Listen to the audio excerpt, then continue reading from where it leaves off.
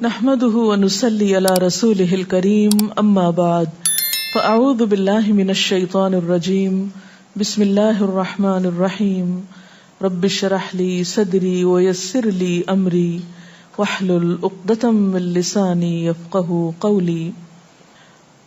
ہماری گفتگو کا موضوع ہے قیامت کی نشانیاں. بحیثیت مسلمان ہم سب کا ایمان ہے کہ یہ دنیا ہمیشہ باقی نہیں رہے گی، ایک دن سب کچھ ختم ہو جائے گا، اور ایسا ہونا بھی چاہیے، اس لیے کہ ہر آغاز کا ایک انجام ہوتا ہے، ہر ابتدا کی ایک انتہا ہوتی ہے. جس چیز پر زندگی آتی ہے اس پر موت کا آنا بھی لازم ہے. ہم اپنے آس پاس اس کی بہت سی نشانیاں دیکھتے رہتے ہیں. کائنات میں بہت سے دلائل بکھرے ہوئے ہیں جو ہمیں یقین دلاتے ہیں کہ ایک دن یہ سب کارخانہ بند ہو جائے گا، ختم ہو جائے گا، یہ دنیا فنا ہو جائے گی. وہ وقت قرآن پاک کے الفاظ میں زمین و آسمان پر بہت بھاری ہوگا، اور اس بھاری وقت کے آنے سے پہلے دنیا میں کچھ علامات نمودار ہوں گی. تو آج چند ایک احادیث آپ کی خدمت میں پیش کروں گی جو قیامت کی نشانیوں کے بارے میں ہیں. اس سے ایک تو ہمیں اپنے عمل کا جائزہ لینے کا موقع ملے گا، دوسرے ان سے یہ بات سامنے آتی ہے کہ نبی صلی اللہ علیہ وسلم کی باتیں کتنی سچی باتیں تھیں. وہ لوگ جو حدیث کا انکار کرتے ہیں یا احادیث کا مذاق اڑاتے ہیں، وہ ان احادیث کی روشنی میں آج کے حالات کو دیکھ سکتے ہیں کہ آپ صلی اللہ علیہ وسلم نے اللہ تعالی کی بھیجی ہوئی وحی کی روشنی میں جو باتیں فرمائیں آج وہ ہم اپنی آنکھوں سے دیکھ رہے ہیں.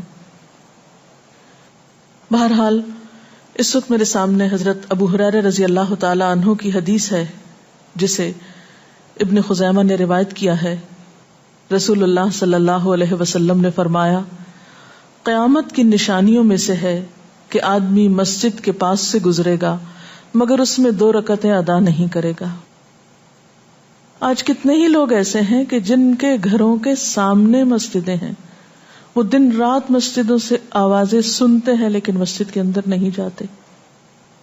نبی صلی اللہ علیہ وسلم کے زمانے میں اس بات کا تصور ہی نہیں تھا کہ کوئی شخص اپنے آپ کو مسلمان کہے اور پھر وہ نماز نہ پڑھے.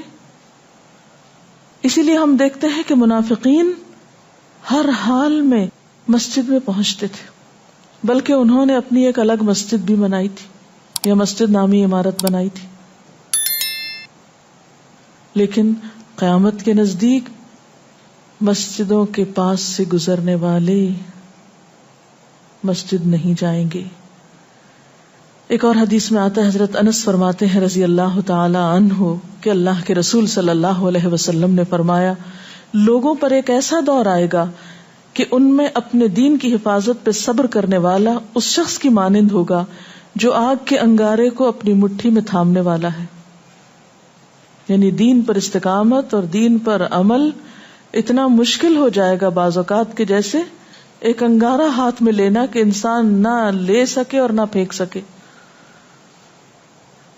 ایک اور نشانی جو آپ صلی اللہ علیہ وسلم نے ہمیں بتائی وہ یہ کہ زمانہ قریب آ جائے گا، عمل میں نقص واقع ہوگا اور بخیلی پیدا ہو جائے گی، دل تنگ ہو جائیں گے. ایک اور حدیث میں آتا ہے کہ بخیلی کا عام ہونا قیامت کی نشانیوں میں سے ہے. آج آپ دیکھیں کہ بسا اوقات انسان کے پاس اللہ کی دی ہوئی بے شمار نعمتیں ہوتی لیکن انسان ان نعمتوں میں کسی کو شریک نہیں کرتا. چھوٹی چھوٹی باتوں کو مائنڈ کر جانا، چھوٹی چھوٹی باتوں پہ ناراض ہو جانا، چھوٹی چھوٹی چیزوں کو حد سے زیادہ محسوس کر لینا، یہ سب کچھ شح کی وجہ ہی سے تو ہے، بخل کی وجہ سے ہی تو ہے. بخل صرف مال میں نہیں ہوتا، بخل تمام نعمتوں میں ہوتا ہے اگر ان میں اللہ کے دوسرے بندوں کو بطور شکر کے شریک نہ کیا جائے. ایک اور حدیث میں آتا ہے، مجموع الزوائد میں یہ حدیث روایت ہوئی ہے، رسول اللہ صلی اللہ علیہ وسلم نے فرمایا کہ لوگ سخت اور بخیل ہو جائیں گے، یعنی ان کے دل سخت ہو جائیں گے اور ان کے اندر بخل عام ہو جائے گا. ایک اور نشانی قیامت کی آپ صلی اللہ علیہ وسلم نے یہ بتائی کہ مساجد میں زیب و زینت بہت ہوگی، یعنی نمازی تو کم ہوں گے لیکن مسجدیں سجائی بہت جائیں گی. حضرت انس بن مالک کی روایت ہے، مسند احمد نے اس کو روایت کیا ہے، رسول اللہ صلی اللہ علیہ وسلم نے فرمایا قیامت قائم نہیں ہوگی یہاں تک کہ لوگ مسجدوں میں فخر و مباحات کریں گے، یعنی مسجد کے بنانے میں، اس کے سجانے میں، اس کی آرائش میں ایک دوسرے کا مقابلہ کرنے لگیں گے. ایک اور حدیث میں آتا ہے کہ قیامت کی علامات میں سے ہے کہ لوگ مسجدوں کو سجایا کریں گے، یعنی اللہ تعالیٰ کو نماز پڑھ کے خوش کرنے کی بجائے مسجد بنا کے سجا کے خوش کرنے کی کوشش ہوگی. حضرت ابو الدرداء سے روایت ہے کہ جب تم لوگ مسجدوں کو سجانے لگو، قرآن کو مزین کرنے لگو تو تمہاری بربادی ہے، کیونکہ قرآن پاک پڑھنے کے لیے آیا، محض سجانے کے لیے نہیں. آج آپ دیکھیں کہ بسا اوقات ہم اسے پڑھتے کم ہیں، سمجھتے کم ہیں، اس کے مطابق زندگی نہیں بسر کرتے، لیکن خوبصورت انداز میں سنہری الفاظ میں لکھوا کر گھروں میں سجا دیتے ہیں. تو قرآن پاک سجانے کے لیے نہیں آیا، وہ تو ہدی للناس ہے، ساری انسانیت کی ہدایت کے لیے آیا ہے، لیکن ہم نے اس کا بس اتنا ہی فائدہ اٹھایا کہ اسے خوبصورت انداز میں لکھ کے طاقوں میں سجا دیا. اسی طرح ایک اور نشانی کہ انسان حلال حرام کی پرواہ نہیں کرے گا. رسول اللہ صلی اللہ علیہ وسلم نے فرمایا، صحیح بخاری کی روایت ہے، لوگوں پہ ایسا وقت ضرور آنے والا ہے کہ آدمی اس بات کی بالکل فکر نہیں کرے گا کہ جو مال اس نے حاصل کیا ہے وہ حلال ہے یا حرام ہے، یعنی کس ذریعے سے حاصل کیا ہے. ایک اور حدیث میں آتا ہے کہ قیامت سے پہلے سود پھیل جائے گا. ایک اور روایت میں آتا ہے کہ ہر شخص تک اس کا کچھ نہ کچھ غبار پہنچے گا، یعنی کچھ لوگ تو براہ راست اس میں انوالو ہوں گے اور کچھ لوگ انڈائریکٹلی اس سے متاثر ہوں گے. اسی طرح قیامت کی نشانیوں میں سے ایک اور نشانی دیگر امتوں کی مشابہت اور تقلید ہوگی. حضرت ابو سعید رضی اللہ تعالی عنہ سے روایت ہے، رسول اللہ صلی اللہ علیہ وسلم نے فرمایا، تم اپنی سابقہ امتوں کی ایک ایک بالشت اور ایک ایک گز میں اتباع کرو گے، یعنی چھوٹے سے چھوٹے معاملے میں اور بڑے سے بڑے معاملے میں ان کی پیروی کرو گے، حتیٰ کہ اگر وہ کسی سانڈے کے سوراخ میں داخل ہوئے ہوں گے، یعنی گوہ کے سوراخ میں، تو تم بھی ان کی پیروی کرو گے، اس سوراخ میں بھی گھسو گے. ہم نے پوچھا، یا رسول اللہ صلی اللہ علیہ وسلم، کیا آپ کی مراد یہود و نصارہ ہیں؟ فرمایا، پھر اور کون؟ اور آج ہم مسلمان دیکھ سکتے ہیں کہ ہم کس کی پیروی کر رہے ہیں، کتاب اللہ اور سنت رسول اللہ صلی اللہ علیہ وسلم کی یا کسی اور کی. قیامت کی نشانیوں میں سے ایک نشانی زلزلے بکثرت آئیں گے. حضرت ام سلمہ سے روایت ہے، مسند احمد میں یہ روایت آتی ہے، رسول اللہ صلی اللہ علیہ وسلم نے فرمایا، قیامت سے پہلے موت کی سخت وبا پھیلے گی، پھر زلزلوں والے سال آئیں گے. ایک اور روایت میں آتا ہے، قیامت کی نشانیوں میں سے ہے کہ ناگہانی موت کثرت کے ساتھ ہوگی، یعنی اچانک ڈیتھ، یکا یک بیٹھے بیٹھے فوت ہو گئے. امام بخاری نے اس حدیث پر کچھ شعر بھی لکھے ہیں جن کا ترجمہ ہے، فارغ وقت کو غنیمت سمجھ کر کچھ رکوع کر لو، یعنی فارغ بیٹھنے سے بہتر ہے کچھ نوافل پڑھ لو، قریب ہے کہ تیری موت اچانک واقع ہو. تم کتنے ہی صحت مند لوگوں کو دیکھتے ہو جن کی صحت مند جانیں اچانک فوت ہو جاتی ہیں، یعنی ختم ہو جاتی ہیں. حافظ ابن حجر عسقلانی جنہوں نے بخاری کی شرح لکھی ہے فتح الباری، وہ کہتے ہیں یہ عجیب اتفاق ہے کہ امام بخاری خود بھی اسی طرح اچانک فوت ہوئے تھے. یعنی اچانک موت جو ہے وہ کسی پر بھی آ سکتی ہے، کوئی نیک ہو یا بد ہو. ہم یہ نہیں کہہ سکتے کہ ہم بہت نیک ہیں یا ہم بڑے اچھے کام کرتے ہیں تو ہمارے ساتھ یہ معاملہ نہیں ہو سکتا، یہ کسی کے ساتھ بھی ہو سکتا ہے. اس لیے جو وقت آج ہمیں حاصل ہے، جو لمحات آج ہمیں ملے ہیں، ان کو غنیمت سمجھیں اور نیکی کے کام میں پیچھے نہ رہیں. پھر قیامت کی نشانیوں میں سے ایک نشانی یہ بھی بتائی گئی کہ لوگ جان پہچان والوں کو بس سلام کریں گے. عامر بن اسود فرماتے ہیں رضی اللہ تعالی عنہ کہ ہم حضرت عبداللہ بن مسعود کے ساتھ ایک مسجد میں گئے تو جماعت کھڑی تھی، پھر لوگوں نے رکوع کیا اور ہم بھی رکوع کرتے ہوئے ساتھ شامل ہو گئے۔ اتنے میں ایک آدمی آیا اور کہنے لگا، ابو عبد الرحمن، یہ عبداللہ بن مسعود کی کنیت ہے، آپ کو سلام۔ عبداللہ بن مسعود نے حالت رکوع ہی میں فرمایا، اللہ اور اس کے رسول صلی اللہ علیہ وسلم نے سچ کہا تھا۔ نماز کے اختتام پر کچھ لوگوں نے آپ سے پوچھا کہ آپ نے فلاں شخص کے سلام پر یہ کیوں کہا کہ صدق اللہ و رسول، اللہ اور اس کے رسول صلی اللہ علیہ وسلم نے سچ کہا۔ ابن مسعود نے فرمایا، میں نے نبی صلی اللہ علیہ وسلم سے سنا کہ قیامت کی نشانیوں میں سے ہے کہ سلام صرف پہچان والوں کو کیا جائے گا۔ یعنی آپ کسی مجلس میں جاتے ہیں، مسنون طریقہ کیا ہے؟ اگر آپ کسی گیدرنگ میں جائیں، سب کو بیک وقت السلام علیکم کہیں، لیکن بہت دفعہ آپ نے دیکھا ہوگا کہ لوگ آتے ہیں، سب کو نہیں پوچھتے، ان میں سے جو جان پہچان والا ہوتا ہے اس کا نام لے کر بس سلام کرتے ہیں۔ پھر اسی طرح ایک اور نشانی یہ کہ لوگ دعا اور طہارت میں زیادتی کریں گے۔ حضرت سعد رضی اللہ تعالی عنہ سے روایت ہے، انہوں نے سنا کہ ان کا بیٹا اس طرح دعا کر رہا ہے، یا اللہ میں تجھ سے جنت کا سوال کرتا ہوں، اس کی نعمتوں کا سوال کرتا ہوں، اس کی رونقوں اور تر و تازگیوں کا سوال کرتا ہوں، وغیرہ وغیرہ، اور میں آگ سے تیری پناہ مانگتا ہوں، اس کی زنجیروں سے اور طوقوں سے پناہ مانگتا ہوں۔ تو حضرت سعد نے فرمایا، تم نے اللہ تعالیٰ سے خیر کثیر کا سوال کیا ہے اور ضرر کثیر سے پناہ مانگی ہے، جبکہ میں نے رسول اللہ صلی اللہ علیہ وسلم سے سنا کہ ان قریب ایسے لوگ ہوں گے جو دعا میں زیادتی کریں گے۔ یعنی صرف یہ کہہ دینا کافی ہے کہ اللہ تو ہمیں جنت عطا فرما اور دوزخ سے بچا، اس کی بہت تفصیلات میں جانے کی ضرورت نہیں۔ جب جنت میں داخل ہو گئے تو سب کچھ نصیب ہو گیا، اور جب جہنم سے بچ گئے تو سب سے بچت ہو گئی۔ پھر آپ نے یہ آیت پڑھی، اپنے رب سے عاجزی سے دعا مانگو، یقیناً وہ زیادتی کرنے والوں کو پسند نہیں کرتا۔ یعنی دعاؤں میں زیادتی اور اس قسم کی تفصیلات یہ پسندیدہ نہیں ہے۔ تمہیں یہی کافی تھا کہ تم یوں کہتے، یا اللہ میں تجھ سے جنت اور ہر اس قول و عمل کا سوال کرتا ہوں جو جنت کے قریب کر دے، اور میں تیری پناہ چاہتا ہوں جہنم سے اور ہر اس قول و عمل سے جو جہنم کے قریب کرے۔ تو اتنا کہنا کافی تھا۔ پھر قیامت کی نشانیوں میں سے ایک نشانی آپ صلی اللہ علیہ وسلم نے یہ بھی بتائی کہ نااہل حاکم مقرر کیے جائیں گے۔ حضرت ابو ہریرہ سے روایت ہے کہ قیامت کی نشانیوں میں سے ہے کہ ذلیل اور کمینے لوگ نیک شریف لوگوں پر غالب ہو جائیں گے۔ کیوں ابن مسعود، کیا تم نے بھی یہ بات میرے محبوب صلی اللہ علیہ وسلم سے سنی ہے؟ ابن مسعود نے فرمایا، ہاں رب کعبہ کی قسم۔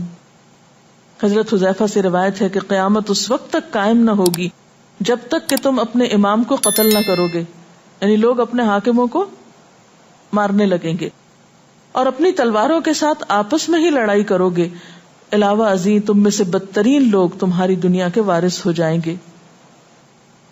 اسی طرح قیامت کی نشانیوں میں سے ایک نشانی یہ بھی ہے، حضرت عبداللہ بن مسعود سے مروی ہے کہ رسول اللہ صلی اللہ علیہ وسلم نے فرمایا، قیامت کے قریب صرف مخصوص لوگوں کو سلام کیا جائے گا۔ تجارت اس قدر پھیل جائے گی کہ عورت تجارت میں اپنے خاوند کا ہاتھ بٹائے گی، یعنی اتنا بزنس ہوگا کہ مرد سے اکیلے نہیں سنبھالا جائے گا، عورتیں اس میں شریک ہوں گی، رشتہ داری توڑی جائے گی، یعنی مال کثرت سے ہونے کے باوجود رشتہ داروں کا خیال نہیں رکھا جائے گا، جھوٹی گواہی دی جائے گی، حق چھپایا جائے گا، اور قلم کا ظہور ہو جائے گا، یعنی نشر و اشاعت خوب ہوگی، خوب لکھا جائے گا۔ ایک اور روایت میں آتا ہے کہ وقت مختصر ہو جائے گا۔ آج آپ دیکھیے ہر شخص وقت کی کمی کی شکایت کرتا ہے۔ حضرت ابو ہریرہ رضی اللہ تعالیٰ عنہ سے روایت ہے، رسول اللہ صلی اللہ علیہ وسلم نے فرمایا، قیامت قائم ہونے سے پہلے یہ نشانی ظاہر ہوگی کہ زمانہ قریب آ جائے گا، یتقارب الزمان، سال مہینے کی طرح، مہینہ ہفتے کی طرح، ہفتہ دن کی طرح، اور ایک دن ایک گھنٹے کی طرح، اور ایک گھنٹہ آگ کے شعلے کی طرح تیزی سے گزرنے والا ہو جائے گا۔ اور آج آپ دیکھیے کہ اللہ کے رسول صلی اللہ علیہ وسلم کی یہ بات کتنی سچ معلوم ہوتی ہے کہ ہر شخص وقت کی کمی کا شکار ہے، اور پتہ ہی نہیں چلتا ہفتہ گزر گیا، پتہ ہی نہیں چلتا مہینہ گزر گیا، پتہ ہی نہیں چلتا سال گزر گیا، پتہ ہی نہیں چلتا اتنی عمر گزر گئی، کل کی بات لگتی ہے.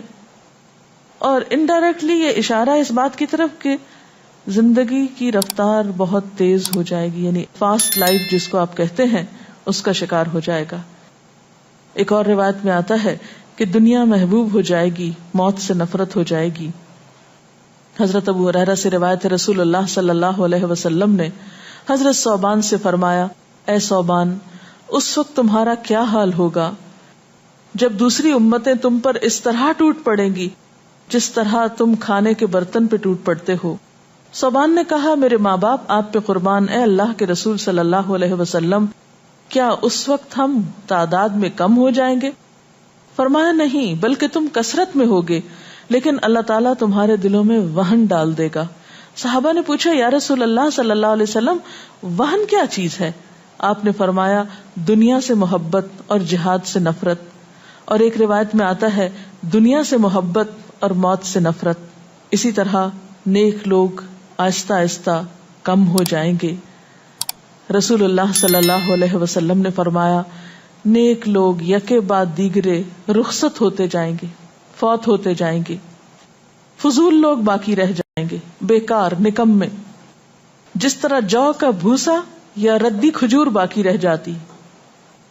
اللہ تعالیٰ ان فضول لوگوں کی کچھ پرواہ نہ کرے گا، کوڑے کرکٹ کی طرح ہوں گے جن کی کچھ پرواہ نہ کرے گا کہ ان کو پھینک دیا جائے یا کاٹ دیا جائے یا کہیں جلا دیا جائے. ایسے لوگوں کی اللہ تعالیٰ کو کچھ بھی ضرورت نہیں ہو. حضرت عمرو بن شعیب اپنے والد سے اور اپنے دادا سے روایت کرتے ہیں، رسول اللہ صلی اللہ علیہ وسلم نے فرمایا، لوگوں پر ایک ایسا وقت آئے گا کہ ان کی خوب چھانٹی صفائی کی جائے گی تو فضول لوگ باقی رہ جائیں گے اور نیک لوگ ختم ہو جائیں گے. پھر آپ نے اپنے دونوں ہاتھوں کی انگلیوں کو آپس میں ملا کر فرمایا، اس طرح ان کے وعدے اور امانتیں خلط ملط ہو کر رہ جائیں گے اور وہ اختلافات کا شکار ہو جائیں گے. یعنی نہ ان میں وعدوں کا پاس ہوگا، نہ امانتوں کی ادائیگی کا احساس ہوگا، اور وہ ایک ہی چیز جانیں گے اور وہ لڑائی جھگڑا، اختلافات. کیونکہ کوڑا کرکٹ ہے نا، کوئی وزن تو اس کا ہے نہیں، کوئی اصول تو ہے نہیں، کسی نیک کام میں استقامت تو ہے نہیں، بس جدھر کو پانی جا رہا ہے اس پہ بہ رہے ہیں، ہوا چل رہی ہے اس پہ اڑ رہے ہیں. تو ایسے نکمے اور بیکار لوگ باقی بچیں گے اور پھر ایک دن دنیا اپنے اختتام کو پہنچ جائے گی. ہر گھر میں فتنہ داخل ہو جائے گا. حضرت عوف بن مالک فرماتے ہیں کہ میں غزوہ تبوک کے موقع پر رسول اللہ صلی اللہ علیہ وسلم کی خدمت میں حاضر ہوا، جبکہ آپ اس وقت چمڑے کے ایک خیمے میں تشریف فرما تھے. آپ نے فرمایا، قیامت کی 6 نشانیاں گن لو. پھر ایک ایسا عام اور تباہ کن فتنہ ہوگا کہ عرب کا کوئی گھر بھی اس کی لپیٹ میں آنے سے محفوظ نہ رہ سکے گا. تو اللہ تعالیٰ سے دعا ہے کہ وہ ہمارے ایمان اور عمل کی حفاظت فرمائے اور ہمیں نیکی کی توفیق عطا فرمائے، اپنی ذمہ داریوں کو صحیح معنوں میں پورا کرنے کی توفیق عطا فرمائے. اگر آپ کے ذہن میں کوئی سوال ہو تو آپ کر سکتے ہیں.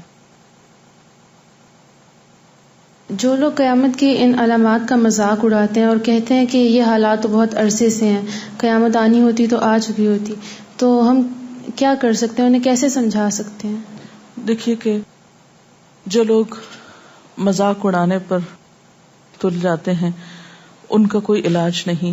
نبی صلی اللہ علیہ وسلم کے زمانے میں بھی ایسے لوگ موجود تھے جو دین کے شاعر کا مذاق اڑاتے تھے. قرآن نے ایسے لوگوں کو منافق بتایا ہے. اور بات یہ ہے کہ جب قیامت آئے گی تو پھر کسی سے پوچھ کر نہیں آئے گی، اس کا وقت تو اللہ تعالیٰ کو معلوم ہے، اور جب آ جائے گی تو کوئی اس سے فرار حاصل نہیں کر سکے گا. آج ہمیں اللہ تعالیٰ نے اختیار دیا ہے، چاہیں تو کسی چیز کو مانیں اور چاہیں تو انکار کر دیں، لیکن جب اصل حقیقت سامنے آئے گی تو پھر ہم انکار نہ کر سکیں گے. آپ نے بتایا کہ قیامت کی نشانیوں میں ہے کہ طہارت میں بھی زیادتی کی جائے گی، تو اس سے کیا مراد ہے؟ اس کا معنی یہ ہے کہ لوگ طہارت حاصل کرتے وقت وسائل یا ریسورسز کو بہت ضائع کریں گے.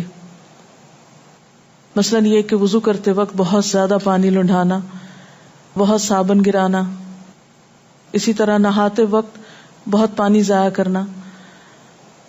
نبی صلی اللہ علیہ وسلم کے زمانے میں پانی کی قلت بھی ہوتی تھی، لیکن اس کے باوجود آپ صلی اللہ علیہ وسلم کی تعلیمات میں ہے یہ بات کہ ایک شخص کو آپ نے فرمایا تھا کہ خواہ تم دریا کے کنارے بیٹھے ہو پھر بھی وضو کے لیے اتنا ہی پانی لو جتنا تمہاری ضرورت ہے، یعنی بہت زیادہ پانی ضائع نہ کرو. آج ہم دیکھتے ہیں کہ بہت سے وسائل کے ذریعے پانی کا حصول بعض علاقوں میں بہت آسان ہو گیا ہے اور لوگ بہت ناقدری کے ساتھ پانی ضائع کرتے ہیں.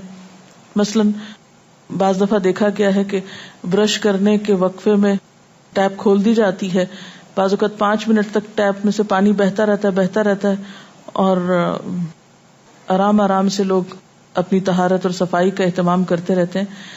تو کسی بھی طرح کے وسائل کو ضائع کرنا جو ہے وہ اسلامی تعلیمات کے خلاف ہے، خواہ وہ دین کے کسی کام کے کرنے میں ہی کیوں نہ استعمال کیے جائے، وضو جیسی چیز میں ہی کیوں نہ استعمال کیے جا رہے ہوں. تو طہارت میں مبالغہ آرائی کا مطلب یہی ہے، وسائل کا ضیاع.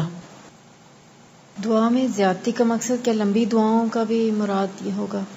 اصل میں دعا تو حسب ضرورت کی جا سکتی ہے، حسب موقع. کبھی آپ کے پاس وقت زیادہ ہوتا ہے تو آپ دیر تک بھی دعا کر سکتے ہیں، مخصوص اوقات میں، مخصوص قبولیت کی جگہوں پر. لیکن سنت کے طریقے سے ہٹ کر مبالغہ آرائی کے انداز میں دعا کرنا اور پھر ردیف قافیے ملا کر دعا کرنا یا شعر و شاعری کے انداز میں دعا کرنا، ان چیزوں سے منع کیا گیا ہے. وآخر دعوانا ان الحمد للہ رب العالمین. سبحانک اللہم وبحمدک نشہد ان لا الہ الا انت نستغفرک ونتوب الیک. والسلام علیکم ورحمۃ اللہ وبرکاتہ.